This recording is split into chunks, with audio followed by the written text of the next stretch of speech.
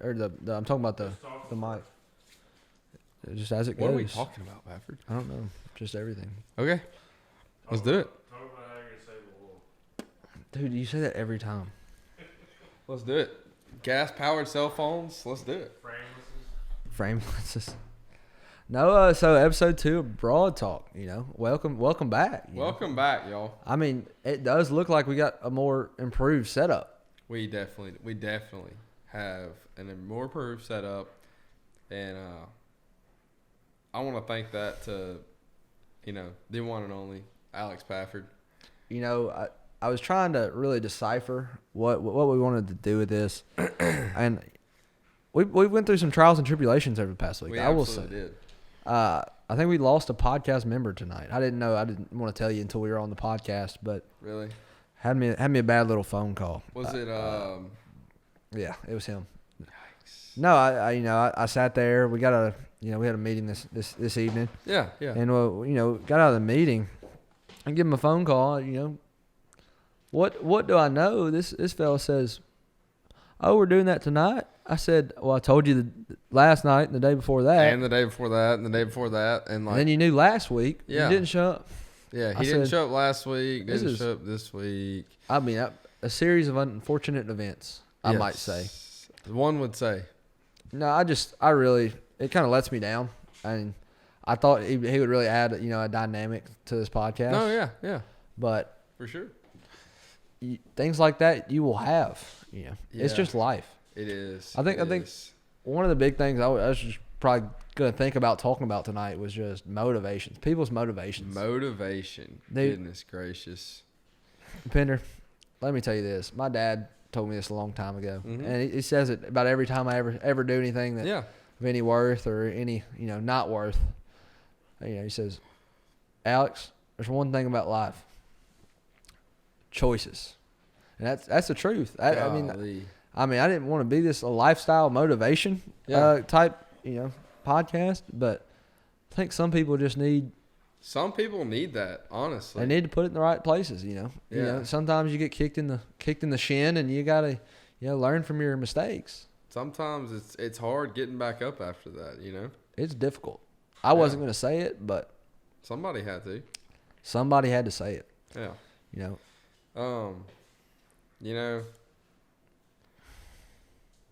My parents always told me, don't do anything half-ass. I mean, that's literally, that's what they always told me. Yeah. That's been a real, I guess you could say, motivator to you in growing up. And I mean, whether it's from mowing the yard, doing the dishes, or taking a test, doing your homework. I mean, in my life right now. Well, I know you're lying now because you said doing the dishes. Heck, you don't do those. Oh, really? I mean, few and far between. Should we look at the camera guy or should we not? I mean, the camera guy might be in trouble. That moving camera. He's giggling over there. He's probably shaking the camera right now, saying yes or fuck or freak you. Yeah. Things that we do have is a dishwasher. I'm going to be honest with you. I've used a dishwasher more in the past 2 months than I've used a dishwasher in my life. Yeah. I don't know. I'm a big hand washing guy, but here recently, man, the dishwasher has been convenient. From washing hats that I stole from somebody. Me? Yeah, it was your hat. It was. No, keyword was. It is still. That was the first hat I've ever cleaned like that. I'm going to tell you, it worked out pretty good. It did pretty good. It looks good on my head now. I hate you. Yeah, you got anything you've been on your mind there, pal? I'm kind of getting up there in, I guess in your college years. I'm almost about to graduate here pretty quick, and just the reality of being out there in the real world and having to, grow up, quote unquote, pay the bills and provide for the fam. It's getting real, and I mean, I'm not too worried about it, but I think that just the whole factor behind that is just kind of getting is like, it it's kind of getting real. Well, you know? I mean, real like as in scary or real as in, not scary. It's just the fact that, like, you got insurance, you got taxes, and just all this stuff that you like didn't know about before. That's just like built, it's gonna build up, and you're gonna be like, well, like never knew I had to pay that stuff. I mean, stuff like that. I think coming into college, I think it was a good stepping stone for me to understand, not necessarily how the real world works, as people like to, use that analogy, but I think it taught me that it's all possible. There's a right way to do it and a wrong way to do it. Absolutely. And that's anything. If you put the work in, I think that's one thing I think college has taught me more than anything. If you put the work in, if you do what you got to do, and you do it the way nobody else is doing it, you're probably going to end up on top. If you're not on top, people are going to at least look at you like you know what you're doing. Yeah, for sure. And it's kind of weird whenever you see that, the person who's doing it different is on top. It makes you look at yourself. I mean, maybe if you're kind of at the back of the line, you're looking at the person up front, you're like, maybe I'm doing the wrong thing, and that's a big realization. Elon Musk. Hey, everybody, Two words. That's all I had to say.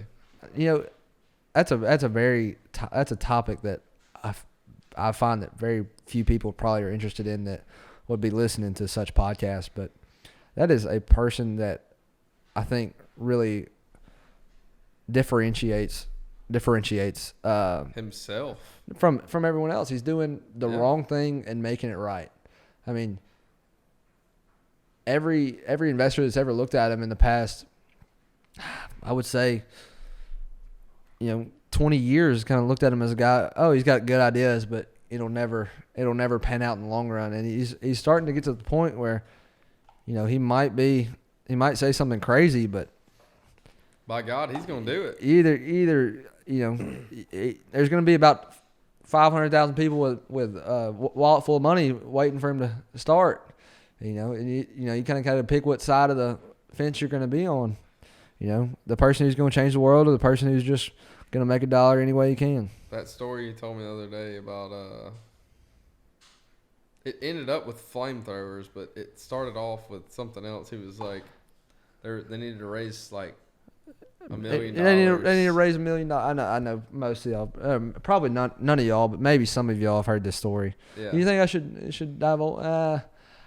I think if you have any interest in being an entrepreneur or anything of the sorts, I think it's definitely it's good for you to either read Elon Musk book, which I've done before, and it's sincerely something that anyone from any hardship can go in and create something for themselves, no matter what they go through. No, yeah. But he took kind of a different approach to merchandise. I mean, I wouldn't say a different approach, but he saw merchandising the way that Hollywood merchandises items, and put that into a starstruck CEO, Iron Man. Everybody calls him Iron Man, but in a lot of ways, hell, he's not too far from a Warren Buffett. He puts value in things that work, and he puts, he's just a new age. He's someone that, being a Warren Buffett, the problem with that is everybody wants to be Warren Buffett. Yeah. Everybody's thinks that they know how the market functions and who's going to make money. Everybody thinks that they are really just an intelligent investor, when in reality, if everyone thinks that, everybody's going to have a different outcome. And it's hard to beat everybody. That's just how it is. But he takes just such a different and oddball approach to everything in some ways. Yeah. It's so crazy at first it works. And then, 2 months after that, you watch a YouTube video talking about why it works. And then it's just kind of a eureka moment where you understand that this person is calculated in the most, in just the weirdest ways. He has the smartest people behind him. He might not be the smartest person in a subject or a field of study, but he's got some of the most, passionate, and devout, intelligent, scholars behind him. Yeah, college kids who, don't have anything, have everything on the line just to make it here, trying to make it at SpaceX, make it at Tesla. No doubt. But I think it's just kind of an inspiring story to say that, you know, someone from nothing, from, you know, South Africa could make it, you know, to be the 27th richest man in the world off of something so simple. Yeah.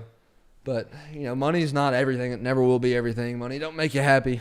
I mean, it can do all right and fix some things, but yeah, you know, he's another case of, you know, money isn't everything. Look. All right.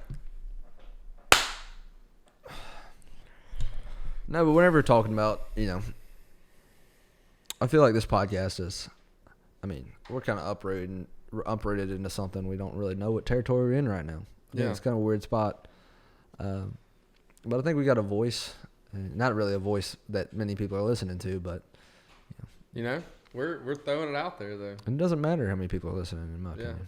I think so many people are so caught up with the idea that you know, a view counter is so powerful. Yeah. I mean, it is powerful, but you know, I hope to say the same things whenever I have 10 viewers as I have, you know, 100. If I had 100 million, yeah, I think for sure. So many people get caught up in the ideas that, you know, that they need to be influenced by other people that are doing things that work. Yeah, I mean, I understand that.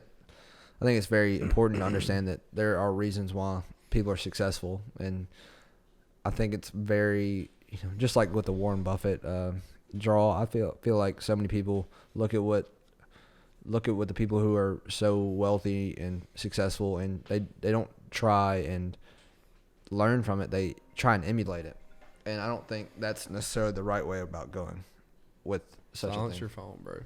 I'm sorry. No, I had somebody like thought he was a podcaster call me right then. Yeah, I don't know what the deal is.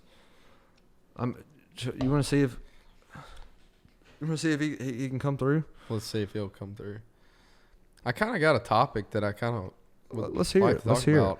So, you know, from, you know, starting in like 2015 to now, like so over the past 5 years, just how Snapchat has evolved. A lot of people don't know this. A lot of young millennials don't know. Not young, like Generation X doesn't know this. Snapchat for several years after they went public was a failing company. Was it really? It was at $4, $5 a share. I mean, it opened at 14 or 21. It was either one of the two. But ever since it's opened, it had a big just downward swing. And a lot of older people just saw it as a company that could not advertise. Was that because it had no advertisement? Well, it wasn't necessarily that. Is with their advertising, you know, methodology. It was the turnover rate was so low that these older people who understood internet marketing in the early generation. So let's say, you know, the 90s and early 2000s, it was so different. And the way that people were targeted on, like websites. I mean, you go to a website and you see an ad on the side of it, and that was a direct turnover rate. But I think people finally began to understand that Snapchat is almost ingrained. I mean, it's so toxic. I mean, like, I hate to use that word because it's overused so often. No doubt. But I mean, that's just how... Dude, Snapchat is one of the most toxic things that's in modern... how people communicate these days. No, I absolutely agree. There's no doubt. And, like, I feel like just... Not even like that, but just like how it's evolved through the years. Like, you know, I saw a screenshot on my phone the other day when the little square in the top right corner. It was like, isn't it still a square? Or is there not even a timer? No, there's a timer. I mean, everybody goes it unlimited. It was a circle. It was a circle. It's the circle, yeah. Yeah. No, you see a Snapchat with a circle on it. You know somebody's keeping it. You know someone's had it for a while. Yeah, and it's just, you know, maybe like back in the day they didn't have the filters and all the... Oh, no, dude. I remember... Do you remember whenever we first got like a filter for like our town? Dude, that was the cool... Dude, you had that... Oh, yeah. You put that on your story. Everything. You had it everywhere. Yeah. And now I slide through the filters. I'm like, can we not do so many? Can we like get 2 or 3 and just chill out? There's a holiday like every day, I feel like now. I mean, I think we realize that there's a holiday every day, but back in the day, you'd be like, oh, there's probably a holiday for that. Well, it turns out it was probably like 3 weeks ago.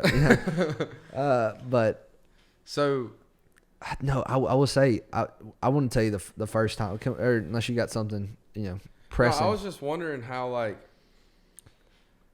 so back in the day, like, you didn't pay anything on Snapchat, and I think you might can pay for replays or something now. No, you can't even pay for nothing unlimited. Now? You only get one replay on every snap. No, they have a Snap merchandise store, which probably makes them some money, but not too much. They make all of their money from targeted ads. Really? I would say 90% of their money or some. So that's of their like revenue. when you scroll to the right, everything underneath the stories. Those not necessarily. I bet you there's some fiscal structure to that, but I would. But it's like the money's in whenever you're snapping, you're going through the stories and you see the wait 5 seconds to skip ads right there. Okay. Those, I mean, they probably make probably a quarter per 1,000 clicks. I mean, if you think about it, there's probably a couple hundred or a couple million average Instagram users every day. I mean, Snapchat probably. I know this is kind of a stretch, but I'd say with all the people that Snapchat so much and some of the people that don't Snapchat much at all, I'd probably say there's 60, 70. No, I'd probably say more than that. I'd say probably 250 million snaps that go out a day. Probably more than that. That's a low number, I feel like. I feel that is like a low number, but you got to think about, so every third story that like you click through, you see an ad. I mean, 250 times 1,000. I mean, yeah. I mean, you talking about there's some real money in it, and so I think.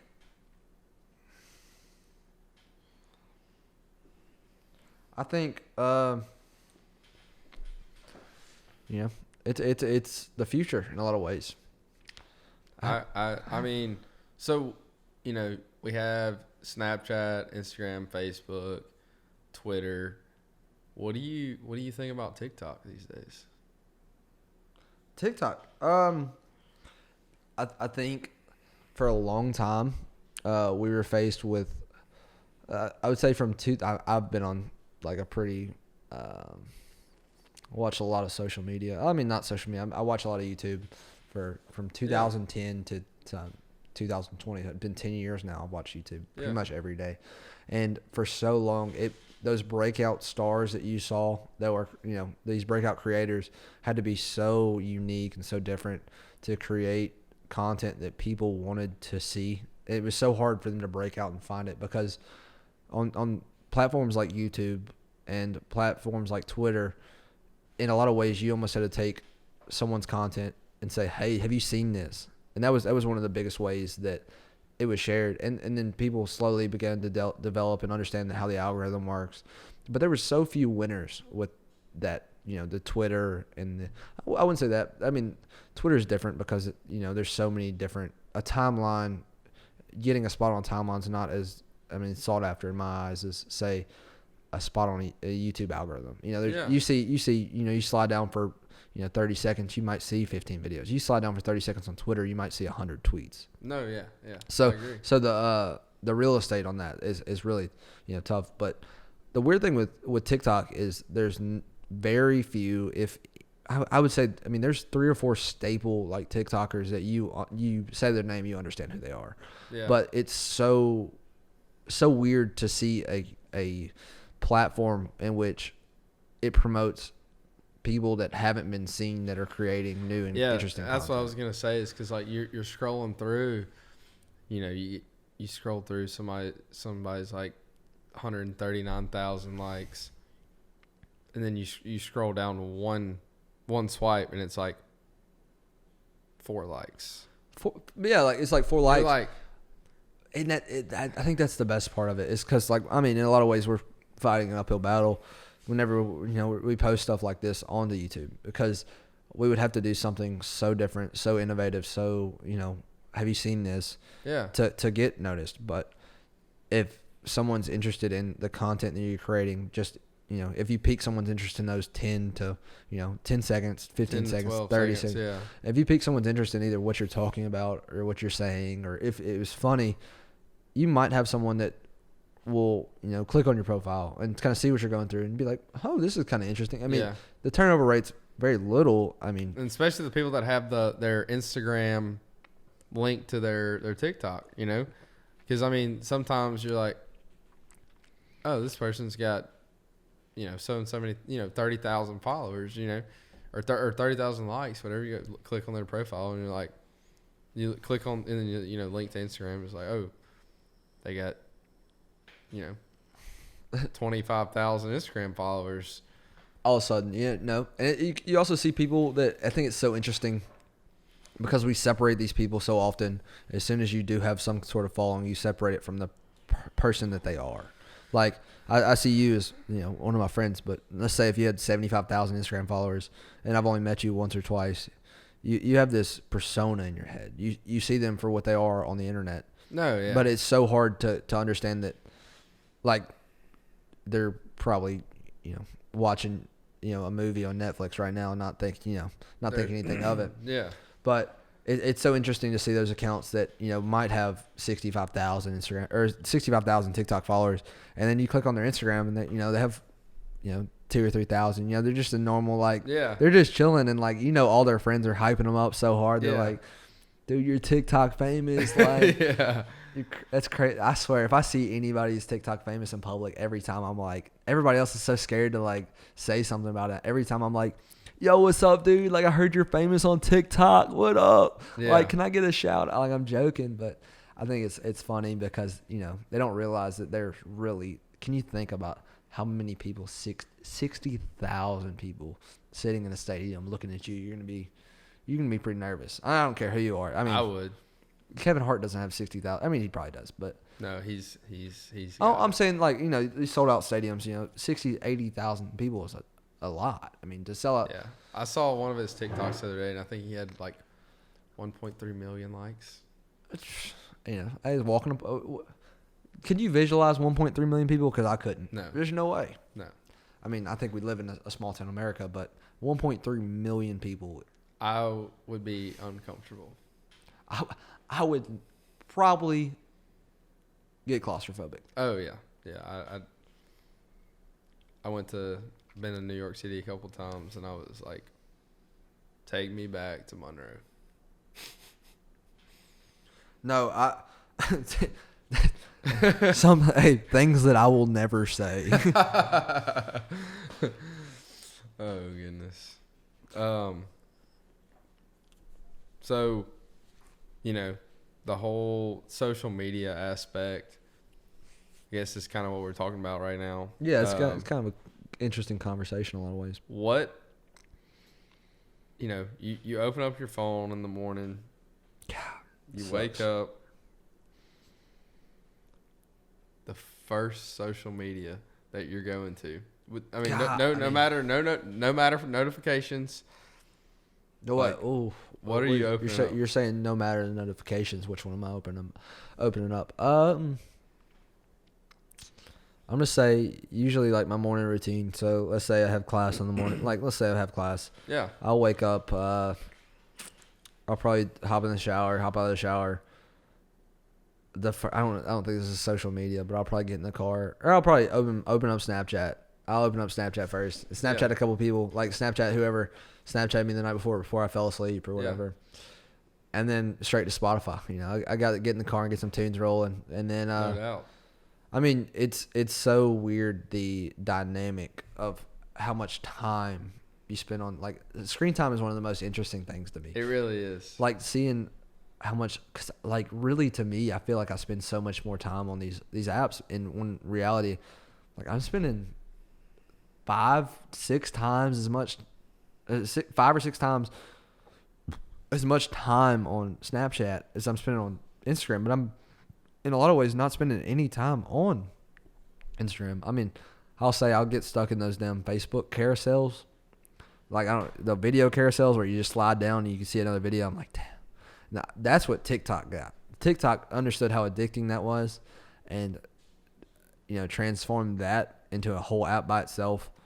Yeah. And just hit the jackpot. I mean, it's so hard to not just listen to TikTok.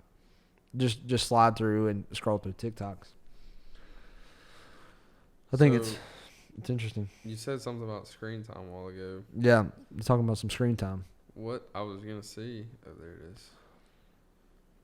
Well, what is your daily average of screen time? Oh, dude, I'm embarrassed. Like, I think everybody's embarrassed about this. It's so right now. Let's see all activity the past week. My daily average was 4 hours and 4 hours and 50 minutes as of right now. Mine is 4 hours and 29 minutes, but I'm 37% down from last week. I'm 13% down right now. You're 37. Jesus. 37% down from last week. I would say I was at a point. Dude, I go through times where I'm like always on my phone, and I go through some times where I'm never on my phone. Yeah. Dude, I'm so much happier whenever I'm just not messing with my phone. It's weird. I agree. And I think that one of the hardest times to find is the times where you're like, oh, wait, my phone's I haven't checked my phone in like, I need to check my phone real quick. I haven't checked it in 12, 15 hours. And like whenever we went to Florida last year, whenever we went to Panama, you weren't there, but went to Panama. Yeah. Heck, I forgot. I like literally had my phone, and I think I opened it 4 times, probably 4 or 5 times at most. And that was just to say pictures of funny things that were happening. Yeah, that's kind of how I am when I'm hunting. Like, kind of keeps you away from it. Yeah, like I'm so focused in on just talking to people I'm hunting with or looking around for ducks or whatever. Like, I just forget that I even have a phone. Yeah, you're zoning out. Yeah, and like that's just, I don't know, that's one of the cool things that like I kind of realized this year that like, when I go duck hunting, that I just kind of forget about everything else, and it just really, it like takes me to a place where I'm just, it's just like any other than anything else, That's a lot of the same draw that a lot of people have with motocross. I mean, it's a little bit different from me. I mean, I wouldn't say it's different because I definitely understand. I've been through the same thing they have, and in a lot of ways, I mean, I understand that dynamic is, how motocross, you're so, your adrenaline, is rushing through you so hard that, you don't care about anything. I mean, because you care about catching that kid in front of you or, staying out front. And staying alive. Yes. I think a lot of the amateurs, they really see that as the biggest thing. I mean, you kind of get like tunnel vision a lot of ways whenever you're racing. It's a weird thing. It's something I'd really like to dive into is like my time racing, and because a lot of people don't understand it, and a lot of people don't even really know that, because I don't bring it up very much. Yeah. But whenever you're racing, it's weird. It's a whole different deal. I mean, you're not really worried about wrecking. I don't think that's like one of the smallest things. Is like the idea or the thought of messing up is so minute in your mind. Yeah. The only thing you're worried about is all right, this next corner, this next jump. All right, let's keep it quick right through here. Let's hold the corner hard, and then later in the race you're like, oh, I'm getting beat down. Like, I'm worn out, and you're sitting there like, I'm not where I want to. I mean, you're either like, all right, let's keep it up, or you're like, I'm not where I want to be, and I don't have much time to change that. Yeah. So that's really, like, I think it's a good thing that I learned that so young, is like how to compete at such a high level. Mm-hmm. But it was so mentally draining. Because a lot of ways I didn't spend much time. To be honest with you, I didn't hang out with my friends back in Arcadia or back where I lived much at all. I mean, whenever I tell you, I mean, you like during national season, I wasn't home a weekend for 25, 27 weeks in a row. Can you like imagine every weekend? I mean, it was great because I got to see the whole nation. I got to see everywhere I ever wanted to go and see everything I ever wanted to see. on the road, which sometimes it would suck and sometimes it'd be the best thing that I'd ever encountered. But man, it's something you have to experience. I don't know. It's so hard to, like, sometimes you just want to do everything else but that, and sometimes you don't want to do anything else but race. And a lot of people get so just ingrained in that. The people that live that every day, they don't want to do anything else because that's them. That's just like a snowboarder or, someone who, is a full-time not full-time duck hunter, but full-time, outdoorsman, whether it be fishing, whether it be hunting, whether it's something that gets them away from the reality they don't want to face in a lot of ways. Absolutely. I can definitely relate to that through hunting, duck hunting. Is like, I've never competition race like you have, but like that adrenaline, that you shooting a shotgun at anything that flies it's not only that. It's not really about shooting a shotgun. It's just about, for me, it's just about being there, the camaraderie, and just the sportsmanship. Yeah, that's such a hard thing to, I think, put into words in a lot of ways. It really is, because you can use all these loose adjectives to try and comprehend the feeling, but it's so just it's something that you don't necessarily see until afterwards. It's something you feel, it's something you carry out, but you don't think of it until after it's already happened. You're like, wow, that was sportsmanship at its finest. That was working either against each other or for each other, for the betterment of each other. I would say, like, you may be working against someone, say if it be racing, or you may be working with someone, say it be football or hunting, but that common goal, that completing that objective, completing that race is so just motivating. Even if you understand the value in your trial. Yeah. That's so, it's interesting, I'd say, more than anything. And that's like with hunting, it's the whole ideal of, I guess, for me, it's being a conservationist. Really? Okay. And, it's not necessarily about, posting that picture on Instagram of a limit or of, killing a certain amount of ducks. It's about being out there with the people you love to hang out with, people that you just, you like to hang out with, people you enjoy to be with, and doesn't matter what you end up with. You get to choose who you hunt with. You can't always choose your family, but you can choose. You cannot choose your family, but you can dang sure choose who you go hunting with. That's a quote right there. Yes. I put that on my gravestone. But I think that's a great topic to kind of go off of. But it's so interesting how we kind of arrived there from the several different ways that we were talking about it. Yeah.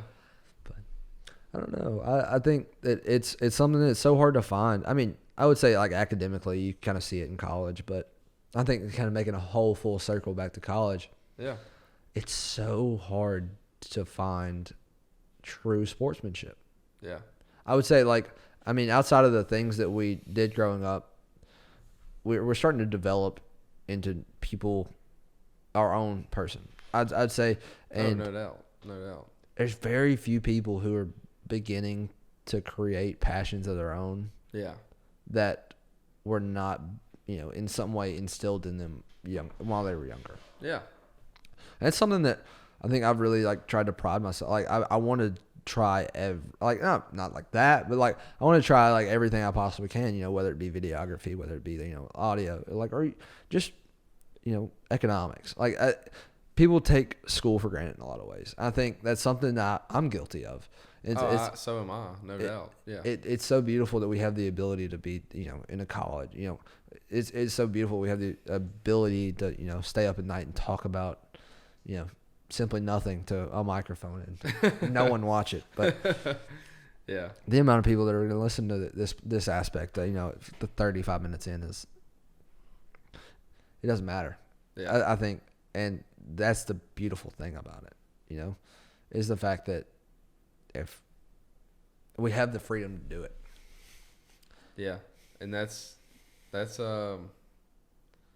I think, not just me and you, but like a lot of people just take for granted.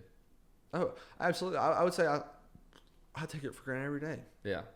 I think sometimes I'm trying to bring myself back down to earth. I mean, like I don't do anything that's super take it for granted, but sometimes I'm just like I don't want to wake up in the morning, or I just feel, like, oh, it's another freaking Monday. Another Monday. But like we have the ability to wake up and just succeed, and that it's so weird that a lot of people don't take advantage of that. Yeah. Because we're given 24 hours a day. There's nobody's given more than that, and that's the crazy thing about it is all the people that you see are products of the time that they put in. And in so many ways, how good do you want to be at something? Well, how much effort did you put into it? How many hours have you slaved over trying to create something, or trying to bond yourself into, whatever craftsmanship, whatever, skill that you want to be. It's like, a guy that I really look up to is a guy that works for my uncle at Honey Break, and Jared Moffitt. He's an absolute genius when it comes to duck hunting and anything you need to know about waterfowl and food for waterfowl. He's a genius when it comes to that stuff, and it's just like he lives 365 days of the year to succeed in duck hunting. So like you're saying that you think it's so crazy that he takes nothing for granted in a lot of ways, that like a lot of people would wake up one morning and be like, oh, I'll just go hunting tomorrow, like kind of deal. He's every day he's given kind of deal. I've just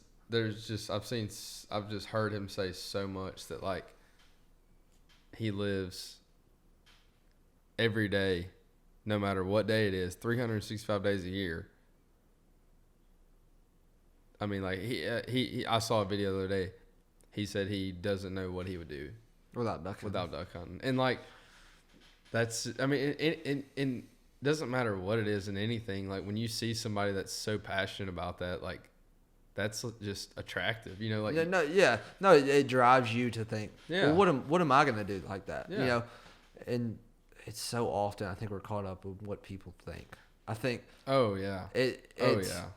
it's something I've slowly begun to, like, it doesn't matter, like it's so hard for people to understand, but like at the end of the day it doesn't matter. I mean, like what someone thinks doesn't affect the outcome of what you do. No doubt. As we get older, through the years, I've learned that like you do you, bro. Like whatever. I mean, if you're passionate about something, go after it. Like if however many people think that like, oh, you're not too smart for doing that. Like, if you're passionate about it and you want to do it and you want to make a difference, like, go after it. I think one of the biggest things that people see in that is like the true maturity of it. Like whenever people mature, they see people's intentions. I think people can easily perceive the intentions of other people. Yeah. And I think whenever someone sees that their intentions are genuine, they're from their own, being, they're trying as hard as they possibly can. They're not going to take no for an answer, and they're just hungry. And I think at first, whenever you see that, you're so, because in today's like day and age, you're so often to seeing something like that, and you think that someone's out to get you. They're not like out to get you necessarily, but you see that, and you're like, oh, someone's trying to pull a fast one on me. No, but you see someone who's doing it right. You see someone whose intents are genuine and have no hunger to steal from anyone. They don't want to steal anybody's flame. And I think one of my favorite people, like I think it's so funny because I met this guy at a bar, and he doesn't care. I mean, he doesn't care what anyone thinks. Like, he's going to do what he wants to do. If 100 people watch it, if a billion people watch it, I mean, he's still, how's it going? It's Dan Mayberry. Dan Mayberry. Sorry. Yeah. No, he was an ex-Sigma, or I met him. So he was, for some backstory, I was at the bar one night, and I was wearing a Sigma Nu shirt. So I'm part of Sigma Nu, whatever. It doesn't matter. But I was wearing a Sigma Nu shirt from the university that we go to. And he comes up to me, he's like, "You sure you should be wearing that?" I said, "Well, what do you mean?" He goes, "Well, I'm Sigma Nu," sat there and, talked about it. And for about 2.5, 3 hours, we sat there and just talked about everything, anything and everything, just as life goes. There was like 10 people in the bar. I didn't care, and that was one of the most like impactful things, because he just handed me a sticker. He was like, "Hey, here's my podcast. You go listen to it if you want to. I really don't care if you do, but it'd be great if you did." Yeah. And it's so hard to find a time in your life where genuine intention finds its way back to you. Because for me, at first I was like, "Oh, this guy's just got a podcast. He's like trying to pull a fast one on us. He's just trying to get some quick views and like some clout, whatever." And you see that he's slowly gaining a base. He's slowly finding people who care about the same things that he does, and he's not changing at all. He's doing the same thing he did whenever he had 100 views. He's got 300, 400. It might not be many, but I mean, it's so crazy to see someone's drive, no matter if the outcome. No, for sure. Yeah, it's just for sure. So that was so like coming from what you were saying, how you'd seen someone like that, but creating something in today's like day and age, how old we are. Oh shit. Oh, we're still going. Mayday. 44 minutes. All right, we're back. To see someone in today's day and age just not care, like just to have just genuine hunger. I know I've used that word twice now, but like hunger to do their own thing. It's interesting. That's like I feel like that's a real uncommon thing to see these days. Yeah, absolutely. Everybody wants to please everybody else. Yeah.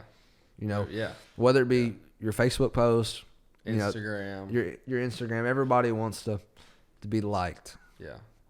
It's so funny. The people who don't care if they're liked get the most likes. I mean, like in the end, like if they're doing something that they're creating something for other people, and they don't necessarily, they're doing it I wouldn't say selfishly, but if they're doing it without, care of what other people are going to say, they find the most, and like in a lot of ways, they find the most likes. They find the most connection, because people see that as just genuine who they want to be. Yeah.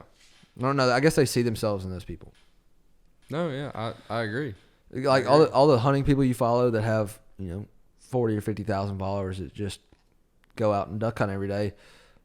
They never had before that, they didn't have 40 or 50,000 followers. They had 5,000. They had 550 followers, and they started posting things that they enjoyed and didn't care what people thought. I think it's funny to go back on people that you find on Instagram or whatever, to see they got so many thousand followers or so many thousand likes on their pictures, and scroll back a little bit and see that 150, 230. It's so see the through the years how they gained followers and I mean, like, that's one thing that I've never really was that I just cared about. Yeah.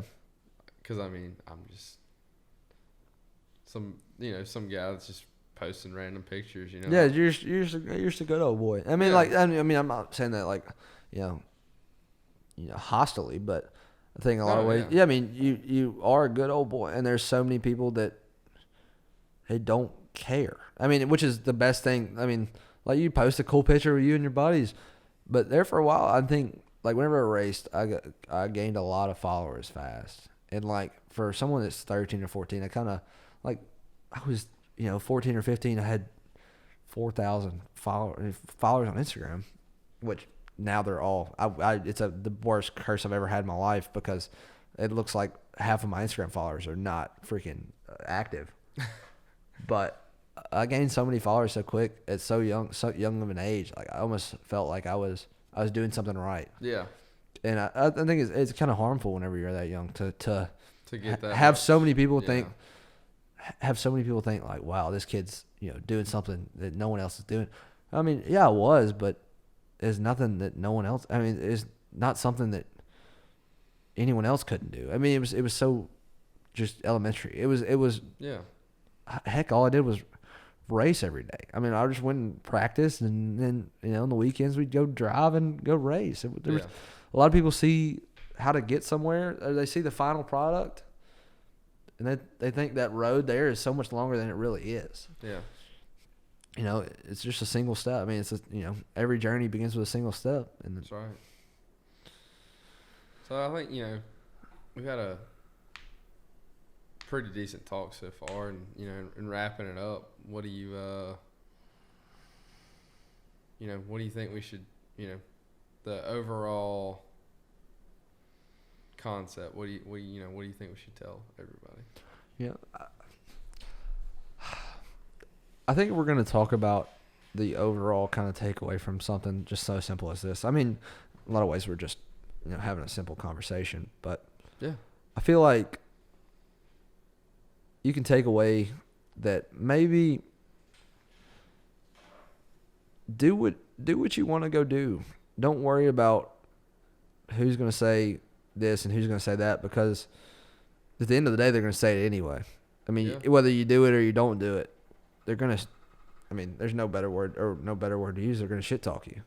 If someone doesn't like you, they don't like you. That's just how it is. I mean, I think we get so caught up in the idea that I want this person to, I don't want this person to dislike me, but who cares? I mean, they're just going to dislike you anyway. You do the right thing. You try and suck up to somebody. It's not somebody you want to have as your friend anyway. Not somebody you want to be acquainted with. Yeah. So I think it's important to pull that away from kind of the conversation we've had. Do what you want to do, and do it, genuinely, and do it with a, an open mind, and don't try and tear. I don't think you should try and tear anyone down. If someone's going to do something, say, hey, I'm glad you're working hard. I'm glad you found something you enjoy doing. Keep on. No, yeah. If someone's passionate about it and they enjoy doing what they do, that's awesome. I agree. I don't see any reason for someone to say, hey, you're doing this the wrong way, when they feel like they're doing it the right way. The right way. Not even the right way. They feel like they're doing it the way they should be doing it, and the way they feel they're passionate about it. And I mean, yeah, that's awesome for them. I think everybody's different. Everybody's got their own cup of tea, and that's right. That's that goes kind of into the whole aspect of looking at a concept through someone else's eyes. Yeah. And I think the world would be a completely different place if we just stepped back and said, let me look at it through this person's just something.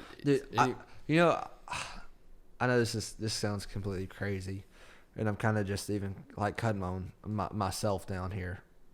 But if we want to take this completely full circle, I think every joke that we make about like Nick or the third podcaster not being here, I think a lot of ways the reason that we're upset about it is because we think that this guy has genuine good opinions and can sit there and deliberate life.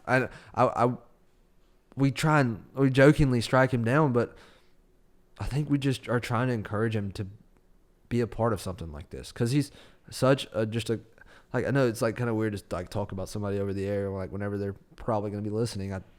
Who knows, but it would be so.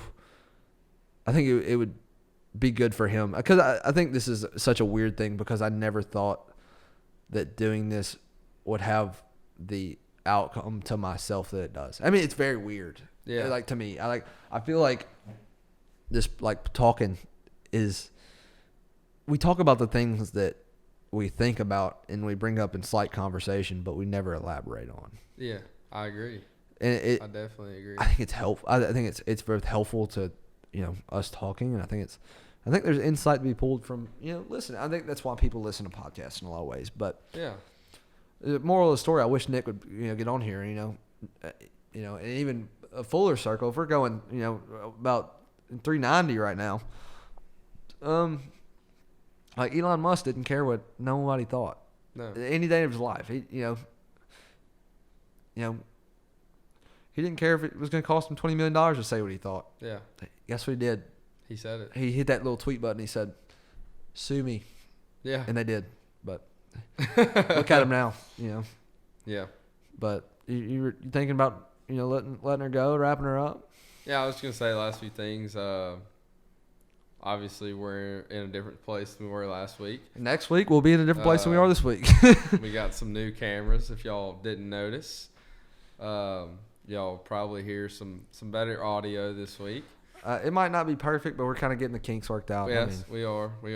But yeah, I think this is pretty much summed up episode 2 of Broad Talk. I mean, we're on everywhere now. I mean, we're global. Yeah. Apple Music or Apple Podcast. I'm sorry. Yeah. Oh yeah, Apple. Forgive me. Yeah, podcast. Spotify. Spotify. We're up in there on Spotify, and then my favorite platform, YouTube. Come on. So, we hope to see you next week, next Tuesday. You ready for next Sunday to record this bad boy? Or absolutely. So that's kind of what gets me through the week. Now that the season's over, it's just looking forward to recording this bad boy. So so I hope to see you next week. Hope to see you next week. I feel like Bob Ross talking right now. I hope to see you next week, and we are out. We'll see you.